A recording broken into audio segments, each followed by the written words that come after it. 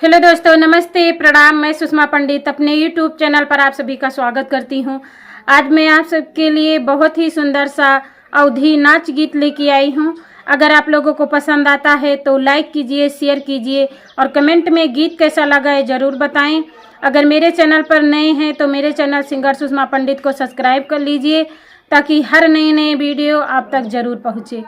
जमुनिया मजेदार यार चलो बगियन में, जमुनिया मजेदार यार चलो बगियन में। उस बगिया में पंछी बहुत हैं, उस बगिया में पंछी बहुत हैं। कोयलिया मजेदार यार चलो बगियन में, कोयलिया मजेदार यार चलो बगियन में।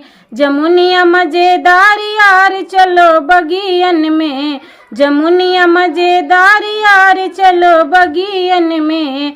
उस बगिया में फुलवा बहुत हैं, उस बगिया में फुलवा बहुत हैं।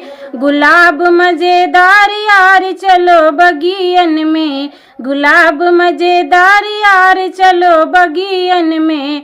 जमुनिया मजेदार यार चलो बगियन में, जमुनिया मजेदार यार चलो बगियन में।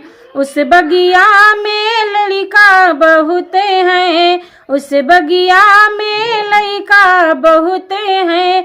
देवरवा मजेदार यार चलो बगियन में, देवरवा मजेदार यार चलो बगियन में।